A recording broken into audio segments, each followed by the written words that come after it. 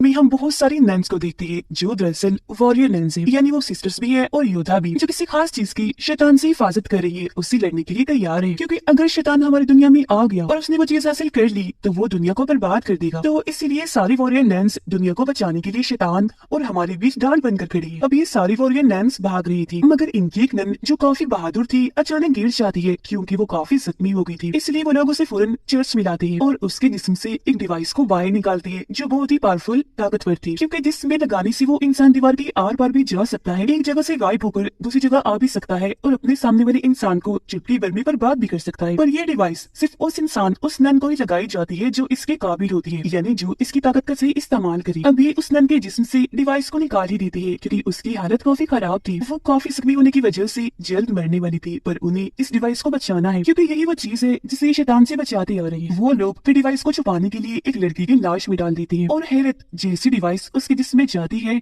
वो हिलने लगती है। अगले पल दोबारा से जिंदा हो गई थी। इस लड़की का नाम एवा था जो ऑर्फनेज में रहती थी, यानी अनाथ आश्रम में, जहाँ ऐसे बच्चों को रखा जाता है जिनका दुनिया में कोई नहीं होता, क्योंकि उसके माँ बाप की मौत हो गई थी। मगर जब वो 19 साल की हुई तो उसका वहाँ से जाने का टाइम आ गया, पर वहाँ की एक सिस्टर ने उसे जाने नहीं दिया, बल्कि एक इंजेक्शन लगाकर उसे जान से मार दिया था। वो जब ऑर्फनेज में थी तो चल नहीं सकती थी, पर अब डिवाइस उसके जिस्म में आने से वो चल भी पा रही थी, जिस वजह से वो काफी खुश थी। पर क्योंकि चर्च में खतरनाक लड़ाई चल रही थी, इसलिए वो यहाँ के माहौल से बाहर निकलती है। बाहर आने पर उसकी मुलाकात एक चोर से होती है जो एवा को अपने साथियों से मिलवाता है जो मिलकर छोटी मोटी चोरियां किया करते थे। यहाँ एवा को ख्याल आता है कि उस सिस्टर ने मुझे मारने की कोशिश की थी, जो हरकत वो और किसी बच्चे के साथ भी कर सकती है, इसीलिए वो बाकी बच्चों को बचाने के लिए दोबारा से ऑर्फनेज में जाती है। सिस्टर उस वक्त एक बच्चे को भी वो इंजेक्शन लगाकर मारने वाली थी, पर ठीक वक्त पर एवा वहाँ आकर उसे बचाने के लिए सिस्टर से लड़ने लगती है। अब इससे पहले कि सिस्टर उसे पलट कर मारती, वो गला घोटकर सिस्टर को जान से ही मार डालती है। अब चर्च के फादर को एवा के बारे में पता चल गया था, इसीलिए वो अपने वॉरियर नन्स की आर्मी इन्हीं सभी सिस्टर्स को भेजती है एवा से वो डिवाइस वापस लेने के लिए। पर इन सिस्टर्स में से जो लिलिथ थी उसका इरादा ये था कि वो डिवाइस निकालकर अब मुझे दे दी जाए क्योंकि मैं उसके काबिल हूँ। पर फादर कहते हैं कि नहीं, तुम्हें वो डिवाइस हम नहीं दे सकते, उसे हमें छुपाना है, क्योंकि वो डिवाइस हमारे अलावा वो डेमन भी लेना चाहता है जो बहुत ही खतरनाक है और उससे लड़ना आसान नहीं है। फिर वो डेमन एवा के पास पहुंच जाता है उस डिवाइस को हासिल करने के लिए और उस पर हमला कर देता है। एवा से उस डिवाइस को लेकर वो सीधा हेल यानी जहन्नम में जाएगा, उससे डेमन को ताकतें मिलेंगी और वो फिर कुछ भी कर सकेगा। इसके बाद हम एक बायोटेक इन टेक्नोलॉजी कंपनी को देखते हैं जिन्हें जमीन पर एक जगह एक काफी अनोखा मेटल मिलता है जो बहुत ही कम पाया जाता है, पर ये सिस्टर्स को भी और डीमन को भी दोनों को ही नुकसान पहुंचा सकता है। फिर वो लोग उसे अपनी कंपनी में लाकर उसकी मदद से एक पोर्टल एक रास्ता बनाते हैं जिससे दूसरी दुनिया में वो जा सकते थे। ये रास्ता उन्होंने बना तो लिया था पर अभी वो दूसरी दुनिया में नहीं जा सकते थे क्योंकि एनर्जी उनके पास अभी भी कम थी जो उन्हें उस डिवाइस से मिल सकती थी। तो ये भी अब उस डिवाइस को हासिल करना चाहते थे। अब हम इस कंपनी की हेड जो एक डॉक्टर थी उसे और उसके साथी को देखते हैं, जिन दोनों के लिए ही ये मैटर बहुत खास था, सबसे ज्यादा डॉक्टर के लिए, क्योंकि वो ये सब अपने बेटे के लिए कर रही थी, क्योंकि उसके बेटे को एक खतरनाक खून की बीमारी है। ये बीमारी उसे इसलिए हुई क्योंकि वो ऐसे पैदा नहीं हुआ, बल्कि डॉक्टर ने उसे साइंस टेक्नोलॉजी की मदद से पैदा किया है और वो उसे ठीक करना चाहती है, जिसके लिए उसने दूसरी दुनिया का दरवाजा बनाया। उसके उसका मानना है कि अगर मैं अपने बेटे को वहाँ भेज दूं तो वो बिल्कुल ठीक हो जाएगा। वजह ये है कि वो दुनिया ही ऐसी है जहाँ हर बीमारी का इलाज है और वहाँ कोई भी नहीं मरता।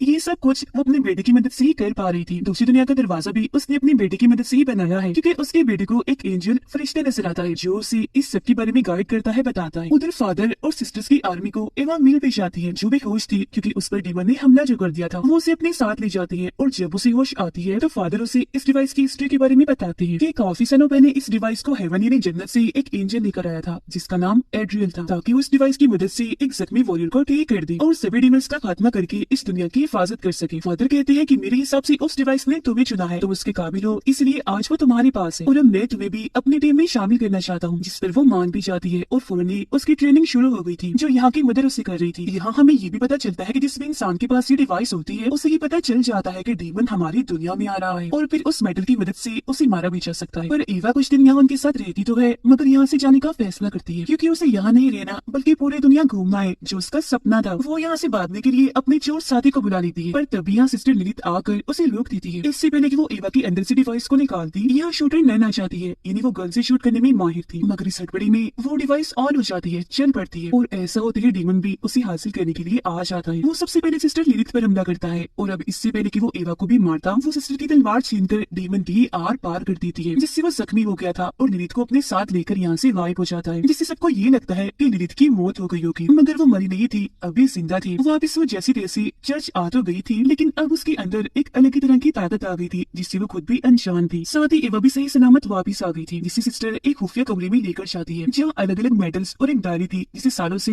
वॉरियर नर्स लिखती आ रही थी। इस डायरी से एवा को पता चलता है कि उस एंजल यानी एड्रियल की मौत हो गई थी क्योंकि उसने अपनी ये डिवाइस वॉरियर नर्स को दे दी थी। उसे दफनाने के बाद जो भी एड्रियल की कब्र के पास जाकर बैठता था उसकी हर तकलीफ हर बीमारी ठीक हो जाया करती थी। जिसके बाद सभी वॉरियर्स ने ये फैसला किया कि वो एड्रियल की लाश को एक जगह पर छुपाकर आसपास मोटी दीवार बना देंगे ताकि उसकी शक्तियाँ और किसी को ना मिल सके। इसीलिए हमने उसकी लाश को एक चर्च में कब्र बनाकर रख दिया ताकि उसकी शक्तियाँ वहाँ रहने वाले लोगों के काम आ सके। तो अब हमें एड्रियल के जिस्म का हिस्सा चाहिए, फिर चाहे वो हड्डियां ही क्यों ना हो, क्योंकि वो मिलने के बाद हम उन्हें खत्म कर देंगे और फिर डीमन भी यहाँ नहीं आ पाएगा। क्योंकि हमारा मानना है कि उसकी शक्तियों की वजह से ही डीमन हमारी इस दुनिया में आ रहा है, वो भी एक पोर्टल रास्ते के जरिए। तो अभी लोग फैसला करते हैं कि इस सब में हम डॉक्टर और उसके साथी की मदद लेंगे और एड्रियल की हड्डियों को हमने तबाह तो करना ही है, तो हम उन्हें तबाह नहीं करेंगे बल्कि डॉक्टर को दे देंगे ताकि वो अपने बेटे का इलाज कर सके, जिसके लिए डॉक्टर मान भी जाती है और उसका साथी अगले पल चर्च आ जाता है ताकि वो एड्रियल की हड्डियों को हासिल कर सके। अभी वो जैसे उन हड्डियों को लेने के लिए जाती है तो उसे वो उसकी हड्डियां नहीं बल्कि खुद एड्रियल मिलता है, वो भी बिल्कुल सही सलामत, जो ना जाने कब से यहाँ फंसा हुआ था। इसके अलावा एवा को यहाँ ये बात भी पता चलती है कि एड्रियल कोई एंजल नहीं है बल्कि वो डीमन है और वो डिवाइस उसने एक एंजल से चुराई थी। इसी वजह से डीमंस उसके पीछे लगे हुए थे। तो उस डिवाइस को बचाने के लिए एड्रियल ने उसे शुरुआत वाले नन के अंदर डाल दिया। साथ ही बाकी सिस्टर्स को भी पकड़ कर वॉरियर नन्स बना दिया ताकि आने वाले डीमंस का मुकाबला करे, उन्हें रोके और खुद को फरिश्ता इसलिए बताया ताकि डीमन से सब उसे बचा ले। अब एड्रियल की सच्चाई उस वॉरियर नन को पता तो चल गई थी और उसने किसी को भी नहीं बताया क्योंकि उसकी मौत जो हो गई थी। अब सारी सच्चाई जानने के बाद एवा उसे वो डिवाइस नहीं देना चाहती थी पर एड्रियल जबरदस्ती वो हासिल कर लेता है, जिससे काफी तेज एनर्जी को हम चलते हुए देख पाते हैं जो दूसरी दुनिया की उस रास्ते में बनी थी जो डॉक्टर ने बनाया था। उसके बेटे को भी ये बात पता चल गई थी, इसीलिए वो उस पोर्टल में जाने का फैसला करता है।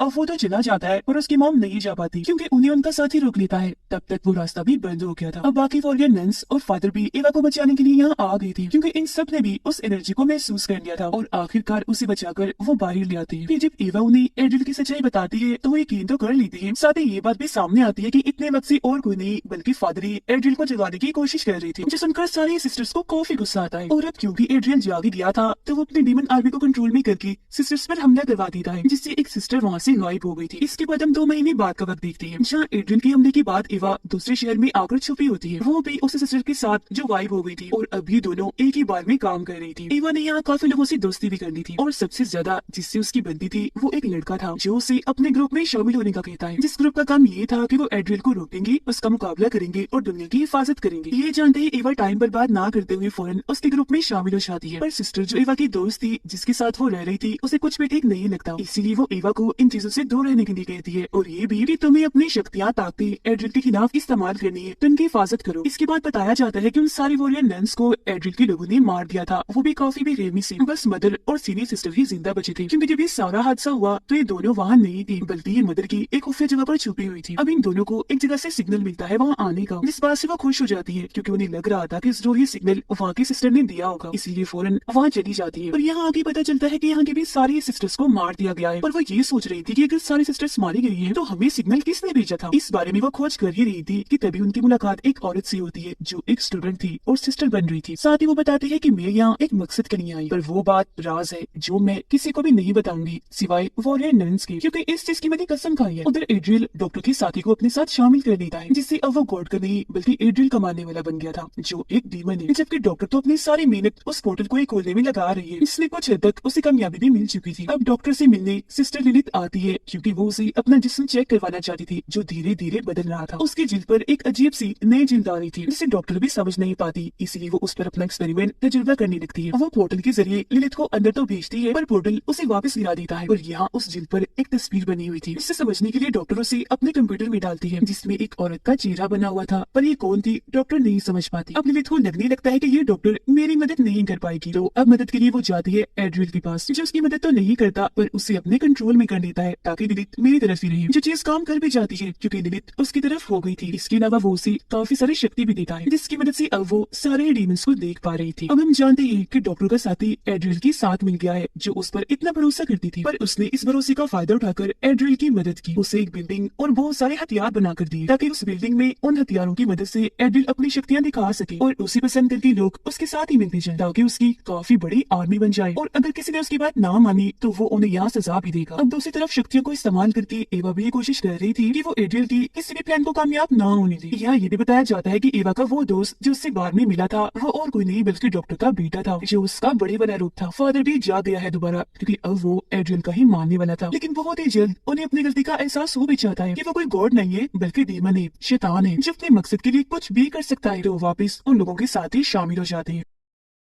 यहाँ एवा एक खास किस्म की चीज के जरिए दूसरी दुनिया में जाती है ताकि वहाँ से एड्रियल की कोई बड़ी कमजोरी ला सके, जिसमें वो कामयाब भी हो जाती है। ये वहाँ पहुंचकर उस कमजोरी के जरिए एड्रियल को हरा देती है। काफी बुरी तरह से उसका काफी बहुत रिसीवर ने सामना किया था, पर इस लड़ाई में बहुत सारे लोग जख्मी हो गए थे और 2 लोग मारे भी गए थे, जिनमें एक सिस्टर थी और एक एवा का दोस्त डॉक्टर का बेटा था। उनके अलावा एड्रियल से लड़ते लड़ते एवा खुद भी काफी जख्मी हो गई थी, जो अपनी सिस्टर दोस्त की गोद में थी। वो मरने वाली थी। तब उसकी हालत देखकर लिलिथ कहती है कि हमें इसे दूसरी दुनिया में भेज देना चाहिए, वहाँ ये ठीक हो जाएगी। अब ये फैसला उसकी सिस्टर दोस्त के लिए था तो काफी मुश्किल, पर एवा को बचाने के लिए वो उसे दूसरी दुनिया में भेज देती है। अब ये लोग जंग जीत तो गए थे, पर अभी इन्हें एड्रियल का खात्मा भी करना था, जिस बारे में वो स्टूडेंट वो लड़की इन्हें सब बताती है कि एड्रियल का खात्मा कैसे किया जा सकता है। जो बात वो राज थी जिस बारे में वो कह रही थी कि मैं सिर्फ किसी वॉरियर नंस को ही बताऊंगी जिसकी मैंने कसम खाई थी, और वो बात वो राज एड्रियल के खात्मे की थी असल में, जो अब वॉरियर नंस के काम आने वाली थी, जिसमें वो बताती है कि उसे मारने के लिए हमें जीसस का ताज चाहिए, जिससे वे हासिल करने में वो कामयाबी हो जाती है। पर बहुत जल्द एवा को पता चलता है कि एड्रियल को मारने का तरीका ये ताज नहीं है बल्कि कुछ और ही है। साथ ही उसका मकसद उस बायो कंपनी की मदद से दुनिया में एक ऐसी बीमारी फैलाना है जिसे ठीक करने के लिए सबको उसकी तरफ आना ही पड़ता, क्योंकि उसके पास ही सिर्फ इस बीमारी का इलाज है। पर हकीकत तो ये थी कि वो कोई इलाज नहीं करता था, बल्कि वो डीमंस के जरिए उन सभी लोगों को डीमंस बना रहा था अपनी एक काफी बड़ी आर्मी खड़ी करने के लिए, और इस चीज में उसे काफी हद तक कामयाबी मिल भी गई थी। उसने बहुत सारे लोगों को अपनी आर्मी में शामिल कर लिया था। सिर्फ इतना ही नहीं बल्कि वो लोग जो जो दुआएं करती थी उनकी एनर्जी को भी वो अपने मकसद के लिए इस्तेमाल करता था। इसके अलावा वो डॉक्टर की टेक्नोलॉजी से एक ऐसा पोर्टल खोलता है जो जल्दी बंद ना हो, क्योंकि वो इस दुनिया में बहुत सारे डीमंस को बुलाना चाह रहा था ताकि उनकी मदद से वो पूरी दुनिया पर कब्जा कर सके। अब तभी वो उस पोर्टल के जरिए एक औरत को भी वहाँ से बाहर इस दुनिया में लाता है ताकि हमेशा उसे यहाँ कैद कर सके, क्योंकि ये औरत काफी बहादुर थी जो एड्रियल को हरा सकती थी और वो नहीं चाहता था कि उसे कोई रोके। ये औरत असल में दूसरी दुनिया की मास्टर थी। उसकी दुनिया में एड्रियल कब्जा करना चाहता था पर जंग वो वहाँ पर हार गया, इसलिए उसने इस मास्टर की डिवाइस चुरा ली, क्योंकि वो जानता था कि ये मास्टर मेरी सबसे ताकतवर दुश्मन है और मुझे इस डिवाइस की मदद से हरा दे। उस दुनिया से हार जाने के बाद वो हमारी दुनिया में आया राज करने के लिए, पर यहाँ आते ही उसे काफी सालों के लिए कैद कर दिया। वहाँ से जब वो निकला फिर भी अपने मकसद में कामयाब नहीं हुआ, क्योंकि वॉरियर नंस ने उसके हर इरादे का खात्मा कर दिया। अब मैं आपको बता दूं कि ये जो औरत थी इन्हीं मास्टर ये हेवन की थी, जो बहुत ही ताकतवर है, क्योंकि इसमें एंजल जैसी शक्तियाँ पाई जाती है। और डॉक्टर की बेटी को जो गाइड करती थी जो उसे नजर आई थी वो भी ये औरत ये मास्टर ही थी। और स्क्रीन पर जिस औरत की तस्वीर डॉक्टर को नजर आई थी जब वो लिलिथ पर एक्सपेरिमेंट कर रही थी तो वो भी यही थी, और इन्होंने ही एवा को गाइड किया था कि एड्रियल का खात्मा कैसे करना है। एवा के साथ साथ उन्होंने डॉक्टर की बेटी को भी ट्रेन किया। अब ये मिशन उन दोनों के लिए काफी मुश्किल था क्योंकि इनकी जान भी जा सकती थी, पर फिर भी ये दोनों पीछे नहीं हटे और इन्होंने मास्टर का साथ दिया ताकि दुनिया को बचाया जा सके, जिसमें सबसे बड़ा हाथ डॉक्टर की बेटे का था, क्योंकि जैसा कि हम जानते हैं उसे खून की बीमारी थी और उसके खून में उस मेटल की ताकत थी जिससे डीमन और एड्रियल का खात्मा किया जा सकता था। और जब भी लोग एड्रियल को मारने के लिए जा ही रहे थे कि वहाँ उसने लिलिथ को अपने कब्जे में करके डॉक्टर की बेटी को मरवा दिया, जिससे ईवा एकदम काफी टूट गई क्योंकि वो उसका दोस्त था। तभी यहाँ वो डीमन भी आ गया जो आते ही सबसे पहले एड्रियल को मारता है, और अब वो ईवा को जैसे मारने के लिए आगे बढ़ता है तो मास्टर उसे और बाकी डीमंस को रोककर पोर्टल के जरिए वापस भेज देती है और खुद भी यहाँ से चली जाती है। एड्रियल के खात्मे के साथ ही उनकी जंग खत्म हो गई थी। इसके बाद हम चर्च का सीन देखते हैं जहाँ पर शायद एवा वापस आ गई थी क्योंकि उसकी मेटल की तलवार चमक रही थी। तभी इसी बात के साथ ये दोनों पहला और दूसरा सीजन